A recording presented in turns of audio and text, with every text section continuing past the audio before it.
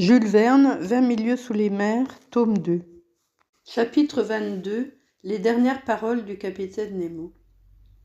Les panneaux s'étaient refermés sur cette vision effrayante, mais la lumière n'avait pas été rendue au salon.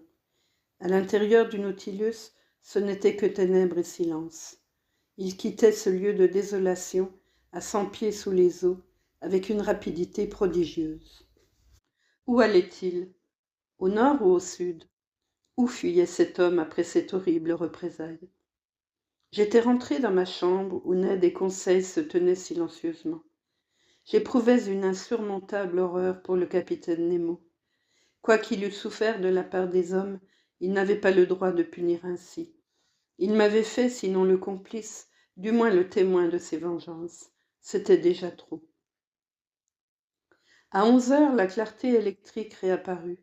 Je passai dans le salon, il était désert, je consultai les divers instruments. Le Nautilus fuyait dans le nord avec une rapidité de 25 000 à l'heure, tantôt à la surface de la mer, tantôt à 30 pieds au-dessous. Relèvement fait sur la carte, je vis que nous passions à l'ouvert de la Manche et que notre direction nous portait vers les mers boréales avec une incomparable vitesse. À peine pouvais-je saisir à leur rapide passage des squales au long nez, des squales marteaux, des rossettes qui fréquentent ces eaux, de grands aigles de mer, des nuées d'hippocampes, semblables aux cavaliers du jeu d'échecs, des anguilles s'agitant comme les serpenteaux d'un feu d'artifice, des armées de crabes qui fuyaient obliquement en croisant leurs pinces sur leurs carapaces, enfin des troupes de marsouins qui luttaient de rapidité avec le Nautilus. Mais d'observer, d'étudier, de classer, il n'était plus question alors. Le soir, nous avions franchi 200 lieues de l'Atlantique. L'ombre se fit, et la mer fut envahie par les ténèbres jusqu'au lever de la lune. Je regagnai ma chambre, je ne pus dormir, j'étais assailli de cauchemars. L'horrible scène de destruction se répétait dans mon esprit. Depuis ce jour, qui pourra dire jusqu'où nous entraîna le Nautilus dans ce bassin de l'Atlantique Nord, toujours avec une vitesse inappréciable, toujours au milieu des brumes hyperboréennes. Toucha-t-il aux pointes du Spitzberg, aux accords de la Nouvelle-Zambie? Parcourut-il ces mers ignorées, la mer Blanche, la mer de Kara, le golfe de Lobi, l'archipel de Liarov et ces rivages inconnus de la côte asiatique? Je ne saurais le dire. Le temps qui s'écoulait, je ne pouvais plus l'évaluer. L'heure avait été suspendue aux horloges du bord.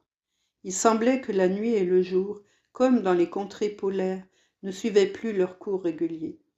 Je me sentais entraîné dans ce domaine de l'étrange où se mouvait à l'aise l'imagination surmenée d'Edgar Poe.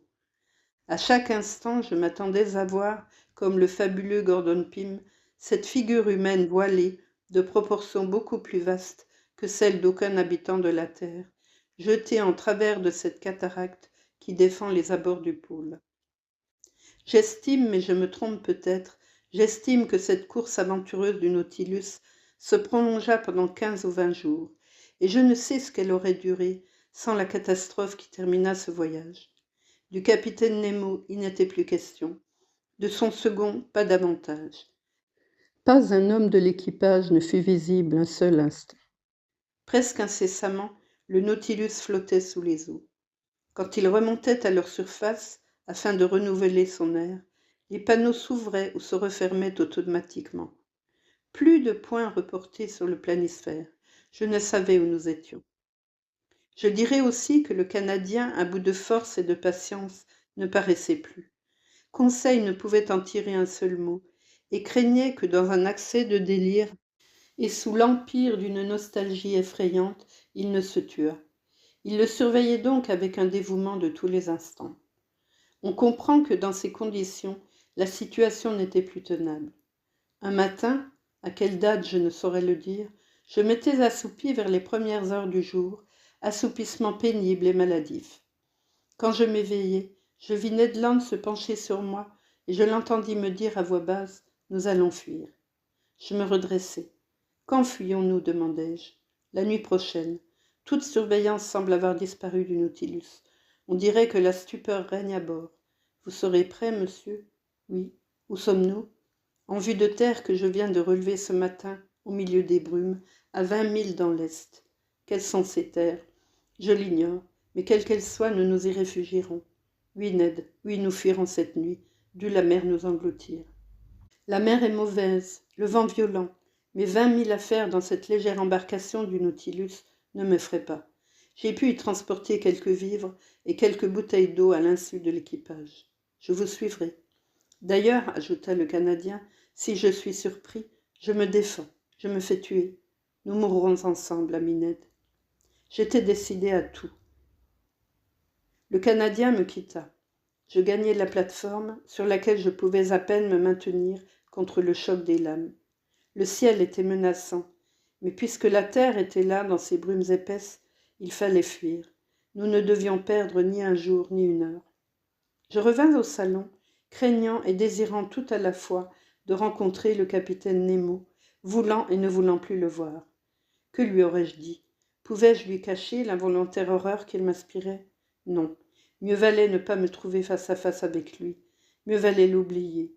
Et pourtant, combien fut longue cette journée, la dernière que je dusse passer à bord du Nautilus. Je restais seul.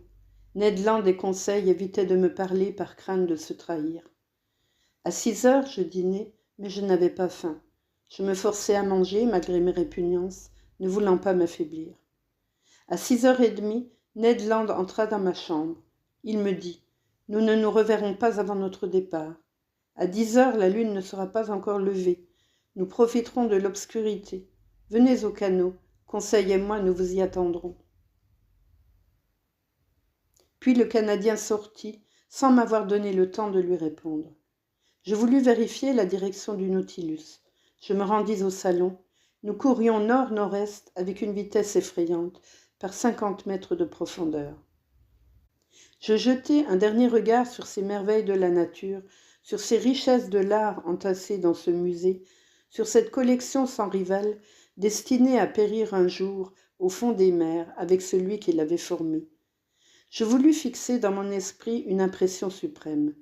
Je restai 1 heure ainsi, baigné dans les effluves du plafond lumineux et passant en revue ces trésors resplendissants sous leurs vitrines.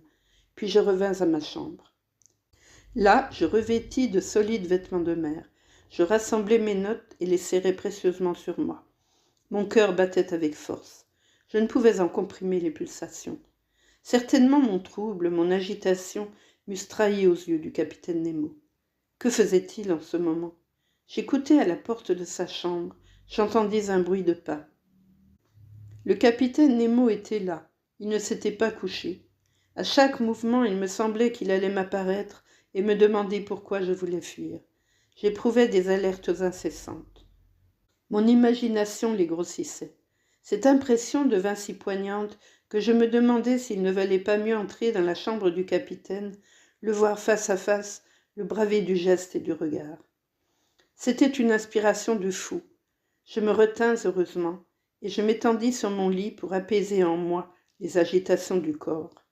Mes nerfs se calmèrent un peu, mais le cerveau surexcité, je revis dans un rapide souvenir toute mon existence à bord du Nautilus, tous les incidents heureux ou malheureux qu'il avait traversés depuis ma disparition de la Abraham Lincoln, les chasses sous-marines, le détroit de Torrès, les sauvages de la Papouasie, l'échouement, le cimetière de corail, le passage de Suez, l'île de Santorin, le plongeur crétois, la baie de Vigo, l'Atlantide, la banquise, le pôle sud, l'emprisonnement dans les glaces, le combat des poulpes, la tempête du Gulf Stream, le Vengeur, et cette horrible scène du vaisseau coulé avec son équipage. Tous ces événements passèrent devant mes yeux, comme ces toiles de fond qui se déroulent à l'arrière-plan d'un théâtre.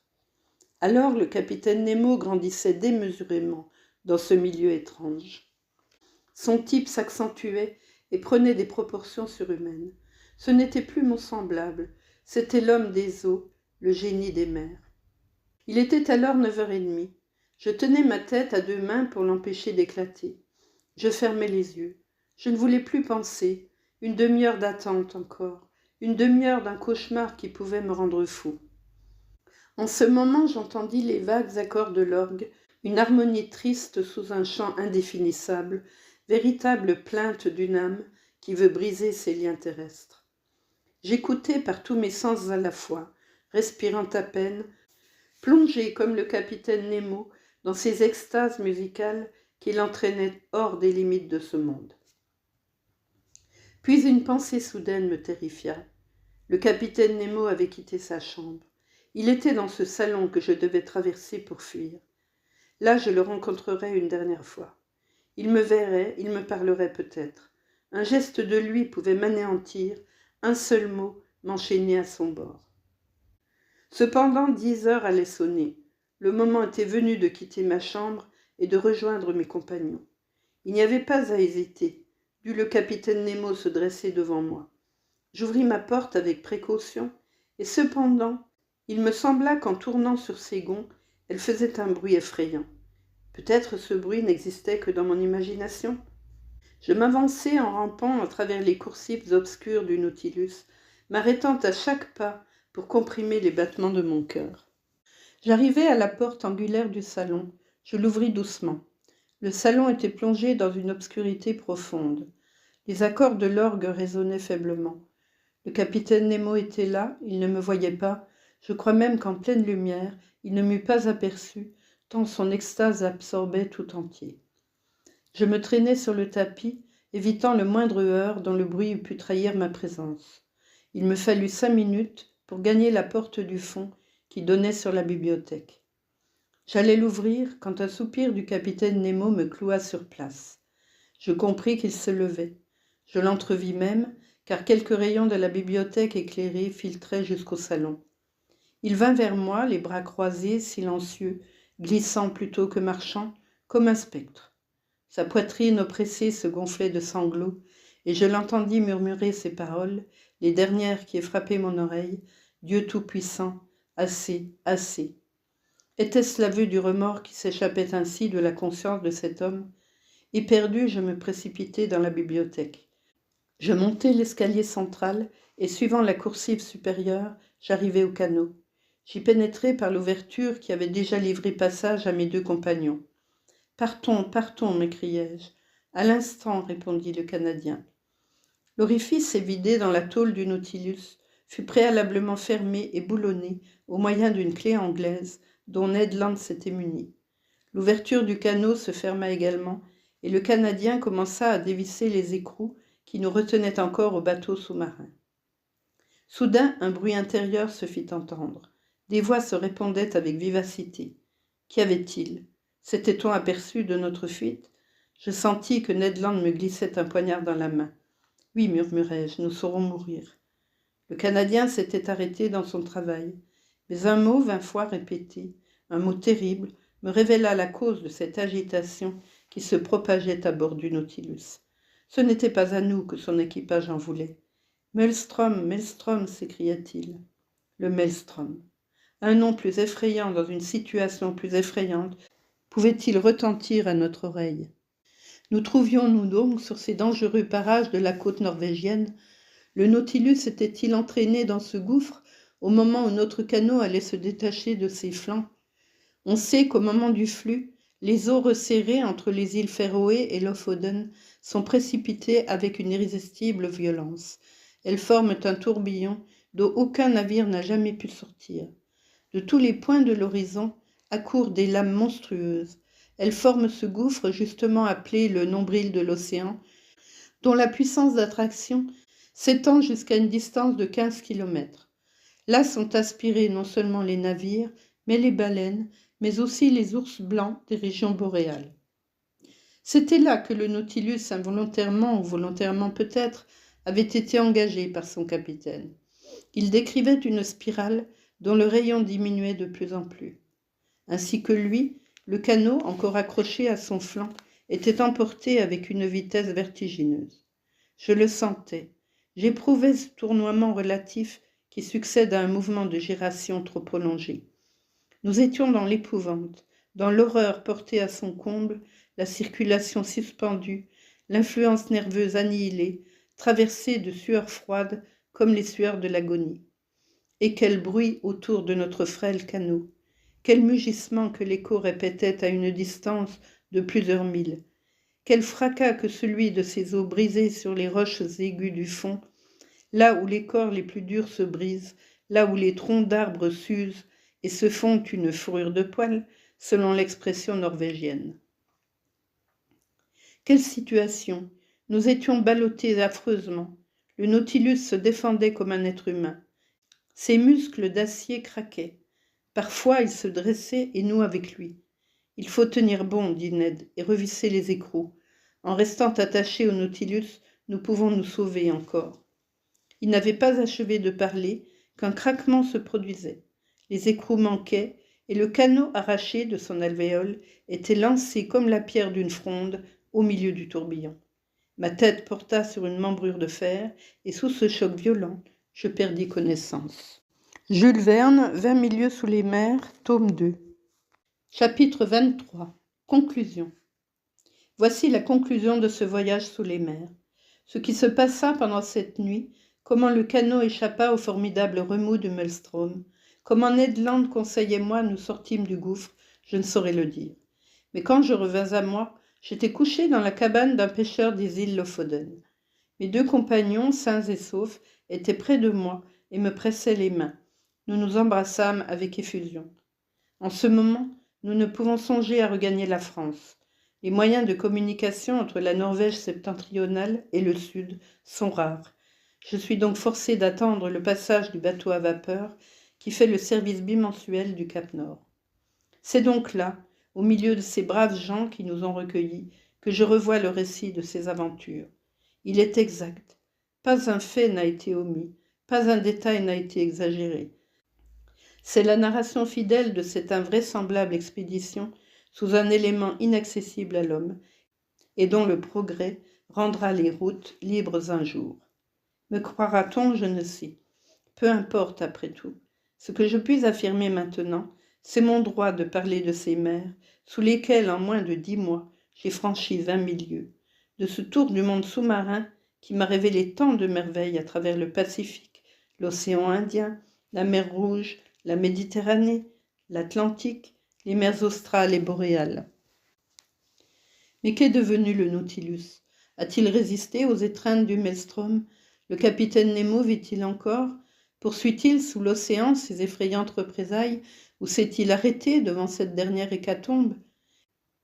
Les flots apporteront-ils un jour ce manuscrit qui renferme toute l'histoire de sa vie? Saurais-je enfin le nom de cet homme? Le vaisseau disparu nous dira-t-il par sa nationalité, la nationalité du capitaine Nemo? Je l'espère. J'espère également que son puissant appareil a vaincu la mer dans son gouffre le plus terrible et que le Nautilus a survécu là où tant de navires ont péri. S'il en est ainsi, si le capitaine Nemo habite toujours cet océan, sa patrie d'adoption, puisse la haine s'apaiser dans ce cœur farouche, que la contemplation de tant de merveilles éteigne en lui l'esprit de vengeance, que le justicier s'efface, que le savant continue la paisible exploration des mers. Si sa destinée est étrange, elle est sublime aussi. Ne l'ai-je pas compris par moi-même?